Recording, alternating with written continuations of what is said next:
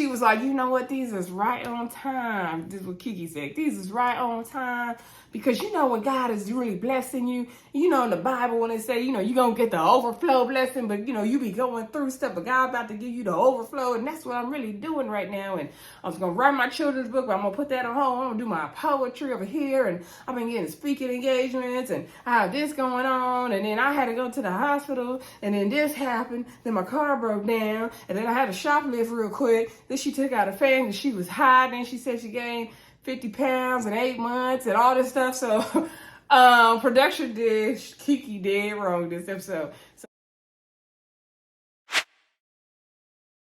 hey everybody, welcome back to the Brandy Yvonne channel. Of course, I'm your girl, Brandy Yvonne. Here on my channel, we do fun reviews, recaps, and discussions of all of our favorite shows, y'all. We are back with another episode of Love and Marriage Huntsville, y'all. This is season 6, episode 16, titled Innocent Until Proven Keke. Oh Lord, I'm indifferent, okay? First of all, before we get into it, just hit that like button for me. Continue to subscribe to the channel. Thank you for all my new subscribers. I appreciate the support. Please keep clicking that subscribe button as we are trying to grow this channel over here and create more content. A lot of shows are coming back, so I'm definitely excited for that. It's going to be busy over here at the Brandy Yvonne channel for sure. And just give y'all a heads up, like my next several weekends, I know I'm going to be either having events to go to or out of town. So might be a little late with a couple videos, but you know, I'm going to try to get them done and do what we can.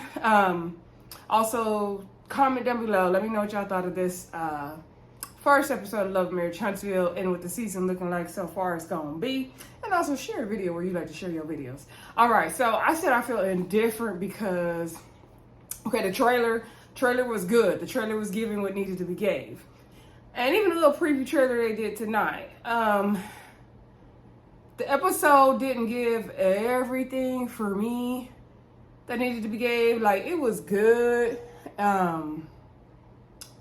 But I don't know, some of it felt overproduced. I'm questioning, is this Keke situation real or not? I mean, we know she has a drug problem allegedly. Well, she said she had it, so ain't no alleged. But anyway, y'all let me know what y'all thought of the episode. Let's get into this review because I gotta go to work in the morning, okay? I've been trying to do this review all day, but I did not have the energy, y'all. I was at my friend's birthday / housewarming yesterday, and I think that just took all my energy I had because I didn't have none today. Anywho, and I had other stuff I should have been doing, but I didn't get it done, but it's all good. Anywho, episode opens up with Keke's Crime Stopper episode. So they showing the clip in the video of Keke stealing from the store allegedly. And they said something about her son was there and she gave her son a lock to hold. I didn't get that part. They showed the car parking in the parking lot and how I guess she was about to get in an accident or something was going on. So they said if you see this lady, call Crime Stoppers. So they looking for her for stealing, okay, allegedly. So that's going to be everyone's conversation ends with Keke or starts with Keke, okay? And side note, at the very end of the episode, because I don't want to forget to mention it, at the very end of the episode, they do flash on the screen that since the episode has aired, there has not been any arrest made of Keke, whatever her last name is, in conjunction with this Crime Stoppers episode. So it had me thinking, like, was that even Keke on the tape? No, I looked at the tape. When they showed her on the camera, to me, it kind of looked like Keke, but it like could be somebody else. I don't know. Do y'all even think that looked like Keke? I'm wondering, is that Keke or somebody else, and they try to pin it on Keke for the sake of a storyline? Because that's what it's kind of giving to me. But I don't know. Y'all let me know what y'all think in the comments. We do know Keke was known to steal, though. Because remember, the Marsau and Tisha said she'd be stealing because she on them pills. So when she was on them pills, she was stealing. So I don't know. Anywho, so that's how that's the theme with the episode. So the first scene we get, there's a bunch of little scenes, so I may go out of order, y'all, but just follow me. So first scene we get is Mel going to see Tiffany. Tiffany has baby Ace. She's giving him his lunch. Looked like she was breastfeeding or about to breastfeed or whatever. And so Mel comes on, hi, oh my God, I'm so happy to see you. I gotta take my shoes off. Oh my God. You know, her high-pitched voice. So I miss doing Mel's voice. I'm happy to be back in Love and Marriage Huntsville. I ain't gonna lie. So anywho, Mel's the first one to see baby Ace. So, Mel said she wanted to see how Tiffany's doing, being a new mother again. I'm surprised, y'all, I drugged Tiffany on Twitter and on the channel. I said that lady, because she's supposed to be my age, okay? And I'm 35. She's supposed to be my age, but she gets way older, okay? And I didn't think she was really going to have this baby, and she did. So congratulations.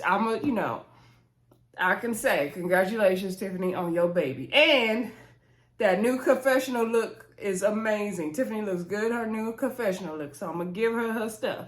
So anywho, Tiffany says she's doing good with the baby and everything. And then she get into the whole thing with Keke. And Keke being on the Crime Stoppers. And she said Keke was in the store stealing. And she talking about, oh my gosh. And then they're talking about how, she's a mom. And she had the son with her, and she's like, that's going to mess up our brand. And she's like, did you see that? And she's like, isn't that just your friend? And all this stuff. So Mel said, you can't believe everything you see on TV. And then Mel at some point said, she hasn't been arrested or convicted of anything. Everybody deserves a fair chance. Innocent until proven guilty. I said, Mel gonna cap for Keke if she'll do nothing else. She gonna cap and cape for Keke, okay? I'm like, girl, really? Because everybody saw it. So like, what are you talking about? And it's weird because they in the Huntsville streets. Like, Keke would have been easy to find, in my opinion, but I don't know. Anyway, it probably was a petty crime they wasn't stressing about, okay? They got loss prevention for that. So anywho, Tiffany's thing is like, that's gonna mess up the brand. And Mel said something about, like, you don't really know her to judge her like that. And Tiffany's like, well, no, I can't. But Tiffany said in her confessional, like, Keke is new. And, we're on this platform. And if you're going to be doing stuff like that, that can, you're going to affect the brand. So Tiffany's concerned that Keke's shenanigans is going to affect the whole Love and Marriage Huntsville brand. I don't think it will. I think it's going to make people tune in even more. It's not going to affect the brand. Because if Martell cheating didn't affect the brand, which it did, it definitely altered the course of the show. And Marsau, Maurice doing what they do. Okay, nah. And then it's going to just make people want to tune in and see what's going on. So, and that's the point of this story. So, anywho, Keke, Tiffany is like, yeah, I don't know. Like, if you was doing something, Mel, I don't know. Like, she not really feeling that, she worried about everybody's brand being messed up. Mel said, if Tiffany doesn't want, Keke around her because she's afraid to affect her brand or whatever, she don't have to hang out around her, but she thinks everybody deserves a fair chance. Okay. I do love Belle's hair. That hair with the two braids on top and it's flowy. It's really cute. Anyway, that was pretty much it. And then, she wants to have a come see the baby, like a sip and see kind of event for baby Ace. She's going to have a brunch or a breakfast or something. So she had Mel. She said she did video invitations for her niece's wedding. So she wants to do video invitations for this event. So she had Mel record a video of her and baby Ace. And she wants to invite you to breakfast to present baby Ace to the community, I guess. Baby Ace just want to eat. Okay, anyway. Next thing we see is Courtney going down to Marsau's business Black, going down to the Black and confronting Marsau. I guess he didn't tell Marsau he was coming, but I'm sure production told Marsau and Courtney where to be, okay, what time to be there. Anyway, but we got to act like it was, we don't know they're coming. Okay, we'll play along. He asked Courtney, did he want something to drink? Courtney said just water. And then Marsau was like, oh, you been having too much fun. Courtney said he ain't had no fun, okay? Courtney not there to play. So then Courtney asked Marsau how was the Black Business Expo. And so Marsau said it went well and everything turned out great. They had a lot of support, a lot of vendors. And so I think somehow Courtney got on the topic of the $100. He's like, oh yeah, y'all had all the vendors, they all paid $100. And then he was like, yeah, everybody paid except one person. So of course we're talking about Stormi, right? And so Courtney said, yeah, you heard about that. He said, now when was she, when were we supposed to pay this $100? Because you never mentioned anything about paying $100. And so Marsau said, yeah, we did tell everybody before the event they had to pay the $100. I think he tried to say they did it when they did the walkthrough, but I'm not sure. But anyway, Courtney was like, where was that we had to pay the $100? We would have paid it if we would have known. And so Marsau was like, it was on the internet. It was on the World Wide Web. So y'all know Marsau gonna troll if he don't do nothing else. He was trolling Courtney as usual. And so, of course, Courtney's getting irritated. He was like, man, don't, talk to me about no World Wide Web, because he knew, Marsau was playing in his face. And so anyway, Courtney said he didn't like the way Marsau approached his wife. Like, when it comes to anything, like, you wouldn't want your wife to be approached by a man, so you shouldn't be approaching my wife like that. Marsau's thing is, when it comes to business, it shouldn't matter if a man or a woman is approaching each other. It shouldn't really matter. Like Tisha, I'll be fine with Tisha handling. She know how to handle business and all that. He said something about being protective or something. And so, Stormi or Courtney's thing is he didn't like the way Marsau came at his wife. And so Courtney was like, man, you need to stay out of women's business. You need to just mind your own business. You should let Tisha confront Stormi about the $100.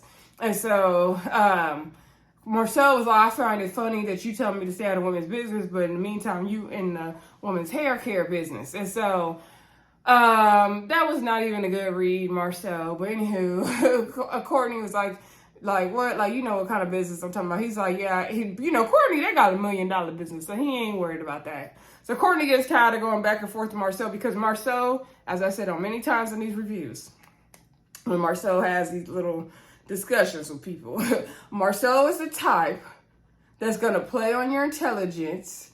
He's going to play dumb, and he's going to get you elevated and irritated while he stay calm. And then he's going to remain calm and look at you like, well, why are you so upset if we're having a discussion? He's very much a gaslighter or whatever you want to call it. I would not even have no discussions or debates with him if I was anybody.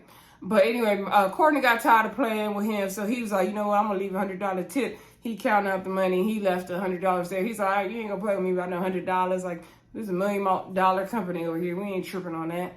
And so Courtney was just over Marsau.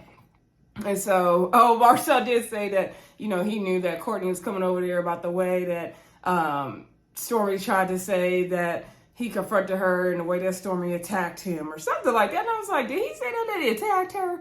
Did I misunderstand that? Y'all let me know in the comments.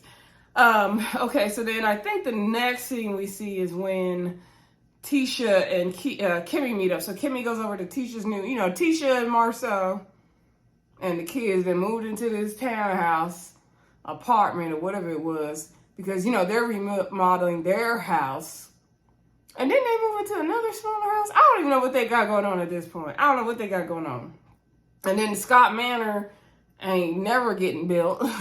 It's doing worse than Chateau Charay at this point. So I don't know what's going on.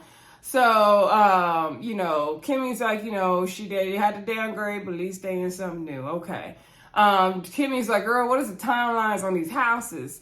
Tisha said there's no timeline. Kimmie said, you a better woman than me. And I said the same thing.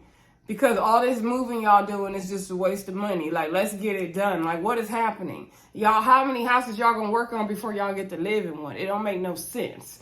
So, they brought up the whole thing with the, the lunch they had, which was this, mid-season finale, which part of the reason I was a little irritated with this episode and I wasn't too motivated to jump on this camera earlier was, even though I knew this was a mid-season finale and the show took a break for however long they did. However, some of these topics I don't need to revisit. Like this $100, I'm a little over it. That lunch that Tisha and Tiffany and Kimmie had, I don't care about that no more. Some of this stuff, like, can we move on? Can we please move on? So anyway, they were saying, like, Tisha's like, yeah, I don't know, Tiffany invited me to that mess. Like, they both want to criticize and talk about the event and all this stuff. And so, Tiffany, they're like, when it comes to Tiffany, she tried to say we were to invite her, but we called her during the walkthrough. She didn't say she wanted to speak. And I do remember when they showed the clip when Marsau called her and she was how many months pregnant? Tiffany, you didn't need to be down to no event. You needed to be laying up in the bed on bed rest until baby Ace wanted to enter the world. You didn't need to be down to the event doing no guest speaking. So I don't know why you tripping. So anyway, they was like, we invited her. And anyway, she is not part of the Core 6. She's not part of the comeback group. And Tisha said, I still at the end of the day don't even know what she do. Kimmie said, even if you paid me $1,000, I couldn't tell you what Tiffany does. I said, ooh, okay. So, the shade of it all. And so, and Kimmie's like, what was Stormi's issue? Like, I didn't understand why Stormi was doing all that. And she was like, yeah, you saw how she was. And Kimmie was like, yes, I totally saw how she was. Yeah, Stormi was, y'all already gave my opinion on what I felt about that. I get Marsau was dead wrong. But to me, it wasn't a situation of where it was like, I'm going to get Courtney on you. Like, I didn't understand how it got to that. That's the part I was missing. But y'all let me know what y'all think in the comments. But again, like, who cares? This was how many months ago we didn't saw this. But anywho, then they start talking about Keke. Kimmie said she was watching, you know, the news late on a Saturday night, and the Crime Stoppers episode was on, and Keke was on her screen, okay? So she saw it on the news. Tisha said she woke up and a lot of people had messaged her the video. She's like, you know, I know, you know, she's having her issues. I hope she's not, you know, back on the painkillers. I don't really know. Tisha says she, in her confession, I like that white in her hair and them braids in the confessional look. She said that, you know, she can't keep worrying about getting Keke help and trying to fix Keke. Like, Keke got to take care of herself at this point. And Keke does, okay? Then they talking about Tiffany's baby, come see the baby event. Tisha says she gonna pray on it and see if she gonna go. And Kimmie's like, yeah, come see the baby. All right, so anyway, next scene we get, and this is probably the only scene where we didn't have to hear about Keke. So the next scene we get, and then let me go backtrack. Kimmie did say that, you know, Maurice can't help her because he ain't that type of lawyer, okay? And something else Kimmie mentioned about it, but anyway. Martell. So Chris Fletcher goes to see Martell. Martell telling him he needs to take the shoes off when he come in the house. He said any lawyer, broker, realtor, broker, when they're doing the houses, they need to be taking their shoes off when they come in the house. I guess Martell. You just try to throw your little weight around, sir. So, you know, Martell asked Chris how he's doing, how's the family doing. He said they're doing good. So I know Chris Fletcher is a little handsome little old guy. Like, he is zaddy. He is very handsome. I said, okay, now come through. Okay. And he liked the camera too. I said, hey, Chris. He's an older gentleman. Okay. But anywho, what was I going to say, y'all? I don't know. I lost my train of thought. So then, you know, they were saying last time they saw each other was at court. And so Chris Fletcher was like, yeah, well, you subpoenaed me and you didn't tell me. You subpoenaed me and my wife. And he's like, that was effed up. And so then Martell was like, really, why? And so he's like, because, like, we're friends with both you and Mel, and we don't want to look like we're picking a side. Like, if you called us to court, then it look like we on your side. And so then Martell's like, if I call anyone to court, like, it's not about being on sides, it's about telling the truth. Like, in the day, like, you there to speak truth, whether it's good for my side or bad on my side. Now, you are BSing us, Martell. Because if you subpoena someone to court to be on your side, then you want them to speak on your behalf and tell your version of the truth to make you look good. You ain't gonna want them to go in there and make you look bad. Don't play stupid, Martell. Come on. Maybe he ain't playing. I don't know. So then, Martell said he built a house over there by where the Fletcher's daycare is. And then they got on the topic of the house Martell is in. And so, Martell, basically, the house is on the market and Martell was supposed to move. And he told Martell how many days you didn't have to, you know, move out this house. And he said he's had 30 days. And Chris is like, you didn't have way more than 30 days. Martell tried to say it's been like 44 days and he lied. And so Chris is like, no, you've had more than enough time to move out this house. Like I told you, this house has been on the market for 8 months. So they flash back to the scene when Martell was in Chris Fletcher's office. This was way earlier in the season. And they said that they're going to be selling the house. And Martell's like, yep, the seller's market, that's going to be good. And the lease was going to end in 6 months. Okay, so if we go by the time the house is put on the market, he didn't have plenty of time to find a house. Like if you tell me you're going to sell your house and I'm living in your house, and so I'm gonna need to move. I'm gonna try to get out by the time you put it on the market, because any day somebody can swoop it up. Like, I didn't understand Martell's logic here at all. So then, because I was in a similar situation that when I was living in my grandma's old house, and I was gonna buy the house, but then my aunt and uncle decided they wanted to move in. So I didn't waste, I was gonna try to buy my own house, but I was like, let me just get to myself an apartment or something, because I didn't want to, be in their way. I wanted to get the hell on. So Martell, you need to go and get the hell on. So anyway, so Chris is like, you knew the house was on the market. And so Martell's like, well, what am I supposed to do? Where are me and my kids supposed to go? You should give me at least 90 days. Chris is like, are you out of your mind? Like, what are you talking about giving you 90 days? You've had plenty of time. He's like, you're on a month to month now. So it's past the 6 months if you're on a month to month now, Martell. That your lease is up. Your lease has been up. And you are on a month to month. And he's like, well, why you didn't give me some places to find? And he's like, well, he's like, you have to, get out. When the people want to come in, you got to get out. So he's like, well, you should at least, as my friend and my, realtor, whatever, you should try to tell them that I need 90 days. I'm going to need at least 90 days notice to find something else. And he's like, and you not helping me find something else. Like, where are me and my kids supposed to go? Like, you didn't have nothing else. You didn't even give me no new listings or somewhere else I could live. So how was I supposed to find something? If you couldn't find me nothing, how was I going to find something? And I was like, what? Martell, Chris is not responsible for finding you a place to live. Like, what are you talking about for you and your kids? Like, are you crazy, sir? Are you out of your mind? I felt like Chris. Is something wrong with you? Like, what? Find your own place to live for you and your kids. Oh my Lord. So Chris is like, no, I don't. No one's going to give you 90 days. You got 2 weeks. Like, that's all you got. And so, and he's like, I have to, judiciary loyalty to them. Like, he got to follow his realtor rules. He can't just be giving Martell extra time. And so he was like, no, you should have been out. And so I'm like, what? So then Martell then said he found a place, but he going to need 30 days or 90 days or something. And I'm like, boy, bye. You need to go. I did that. It didn't make no sense to me. It didn't make no sense. And I could tell Chris was over it. Anywho, next scene we see is Kimmie and Maurice riding electric bikes. Okay. I really want to check those out, by the way. So they're riding bikes. And so Kimmie said, she had let Tisha know as well. This was the other part I was going to say about Kimmie, but she's done with radiation, but now she's just really tired because of whatever medication or something she's taking. And so the doctor said for her to get back and exercise that would help put the tiredness on the back burner. So that's why she's doing the bike riding, okay? And so she said she's where I dirt bikes back in the day. And so she said she's telling Maurice about how her and Tisha met up and they were talking about the lunch that she had with Tiffany and Stormi and Tisha. And so she was saying how the girls were coming at her about the event and all that. And Maurice is like, Tisha wanted to do something good for the community and people talk about it. He was like, well, you know what? Anybody could do something for the community.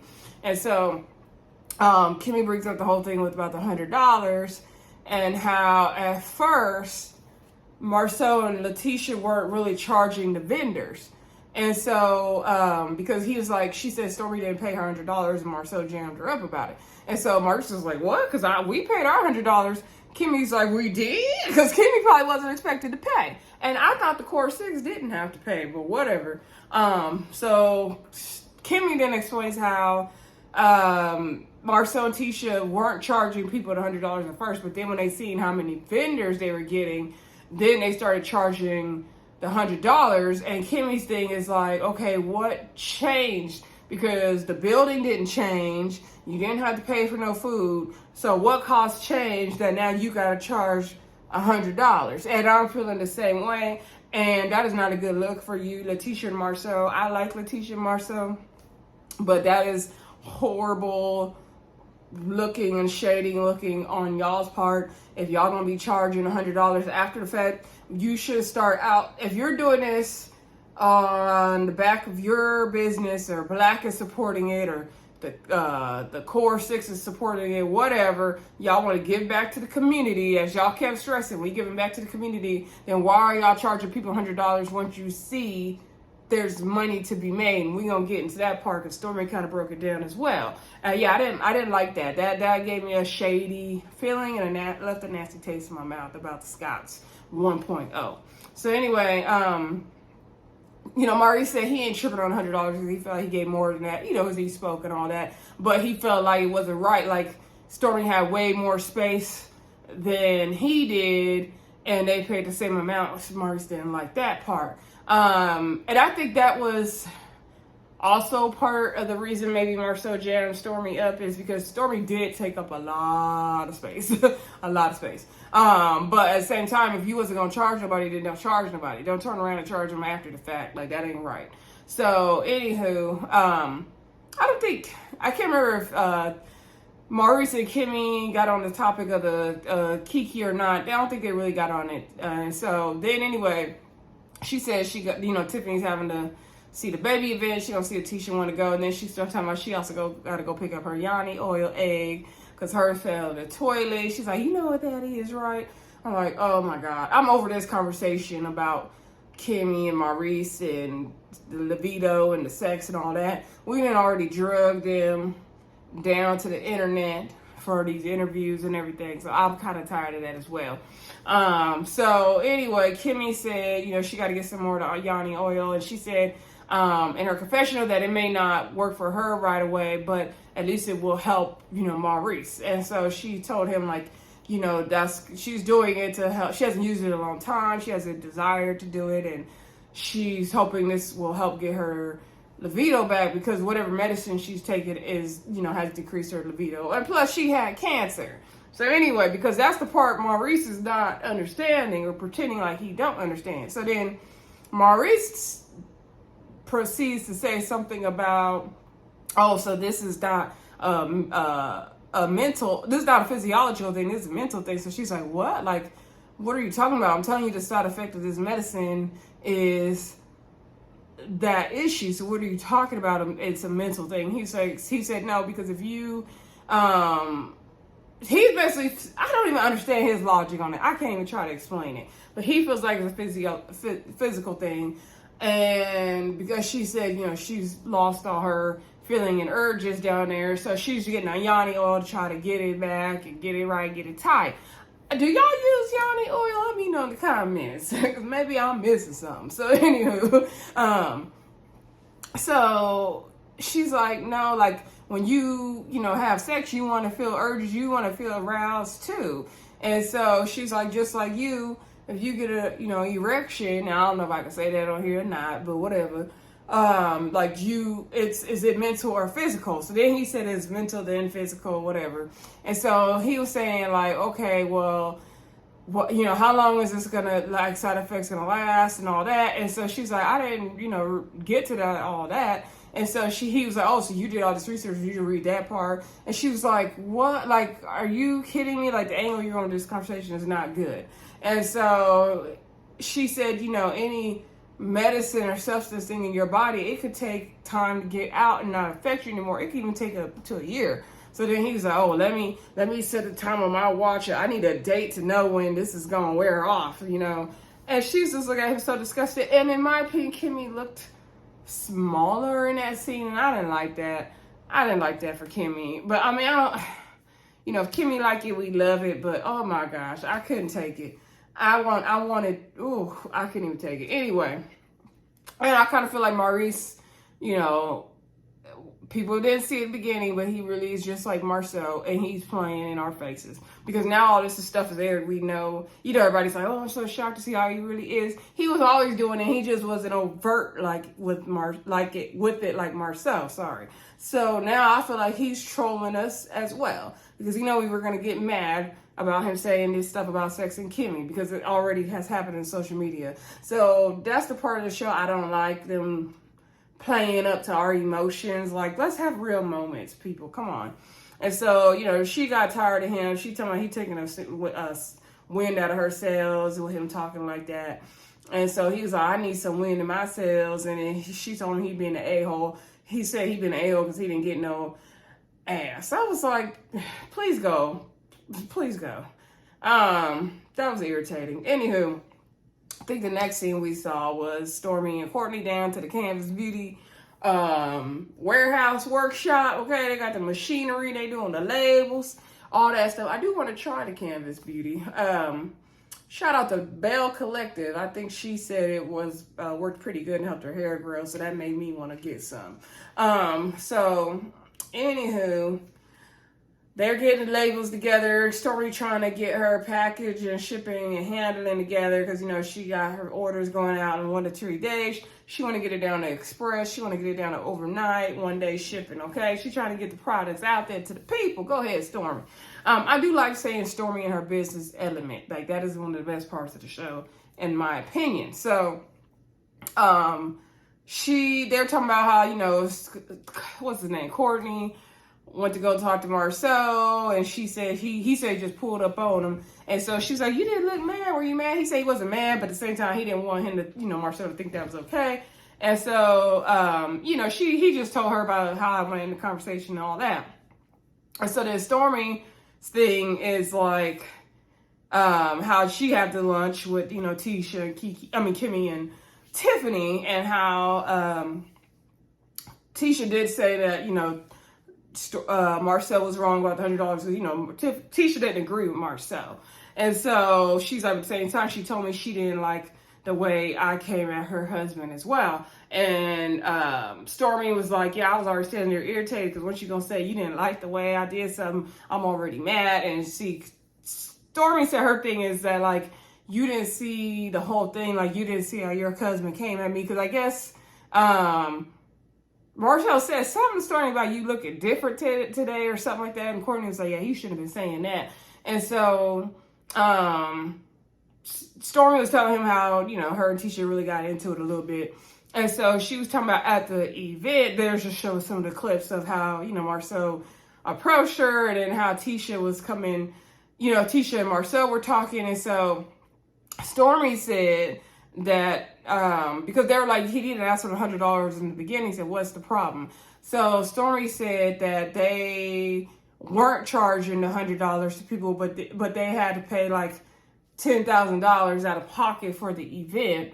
I'm assuming for the space. I don't know what else they would have paid for, maybe for the media setup. I don't know. But then once they seen how many vendors they were having and how much money the vendors were going to be making that day, then they started charging. And so I don't like that either. I don't like that either. Like, that's not good. Tisha and Marsau, not good. That don't look good for y'all. I don't want that for y'all. That's y'all looking shady. That's not good. So anywho, Courtney's like, yeah, it looks like they don't need to have another Black Business Expo. And so then Stormi tried to say, it wasn't really clear, but I guess she's trying to say that, like, she was standing over there looking at them strange because Marsau was kind of looking at and talking to Tisha like, I told you to agree with me, like, you better not, you know, disagree with me or something. And she's like, Marsau. So they didn't show us that. I don't know if that's how they were doing or not doing. So Stormi feels like Tisha came at her because Marsau wasn't happy with Tisha, possibly. Okay, so we ain't gonna put it past them. You know, the way their marriage was set up, we see. Anywho, they eventually got off of that topic, thank God, and we switched gears talking about Keke and the Crime Stoppers video, and how Courtney said she was stealing down to the Home Depot. I was like, she was still at the Home Depot? What she need to get? Some drywall, some 4x4s? What she need, a hammer? I don't know, some paints? I don't know. So anywho, then, you know, she was talking about the whole baby thing Tiffany's having, and she got to help Tiffany with the baby thing, and she don't know if Keke gonna be invited. You know, there's like, Keke is, you know, Tisha's cousin, and so I think Courtney said, you know, she's innocent until proven guilty. All right, so finally, the final scene, y'all, is Mel goes to see Keke, right? And so Keke has on this shirt talking about she's a hot, you know, she's blessed, but she a hot mess, or a hot mess, but she blessed, something like that. I don't know. Melanie called it. So, anyway, Mel got to that. She's like, hey, girl. Oh, my God, you look so good. Oh, hey, girl. You know how they do all that. So then, she brought Keke a gift, and she's like, "Why you opening your gifts? How you doing?" And so Keke said she didn't been to the hospital because she didn't have any back pains. This is the second time she's been to the hospital in like a week. Her back was hurting excruciatingly to the point where she had to take an ambulance. The doctor was doing all these ultrasounds and all these x-rays. They can't tell her what's wrong with her. And she just really going through it. She don't know why she in all this pain. And I said, now, Carlos King, you ain't right for setting up this drug problem on this show the way you are. So then, she took the shirts out and they said something about like, God said go, or God said you can do it, get you through it. Y'all know how Mel shirts be. Them shirts is cute. So then she was like, you know what? These is right on time. This is what Keke said. These is right on time. Because you know when God is really blessing you, you know in the Bible when they say, you're going to get the overflow blessing, but you be going through stuff, but God about to give you the overflow, and that's what I'm really doing right now. And I was going to write my children's book, but I'm going to put that on hold. I'm going to do my poetry over here, and I've been getting speaking engagements, and I have this going on, and then I had to go to the hospital, and then this happened, then my car broke down, and then I had to shoplift real quick. Then she took out a fan, and she was hiding. She said she gained 50 pounds in 8 months and all this stuff. So production Keke did wrong this episode. So Mel said in her confessional, she was like, Keke, she wearing that high mess shirt and that's right on point. But, she's glad that Keke is trying to, get her life together and get on the right path or whatever. Okay, so then Mel brought up the whole Crime Stoppers thing and said that, she went to see Tiffany and the baby, and Tiffany brought it up, and she said, so Mel asked Keke, have you been accused of or convicted of stealing down to the Home Depot, allegedly? And so Keke said convicted or accused, and then they said to be continued, and then they flashed a message on the screen I told y'all earlier. That was the end of the episode. The trailer looks good for the rest of the season. I don't know why we're doing a group trip to Houston, but let's do it. It do look good. Martell bringing somebody down to the hotel. We're going to get more of this cheating stuff with Marsau and Tisha, which I'm tired of. If y'all ain't going to show us exactly what's happening, don't even waste our time. Anyway, y'all let me know what y'all thought of the episode. Don't forget to like, comment, subscribe, and share. And I'll talk to y'all again soon. Bye.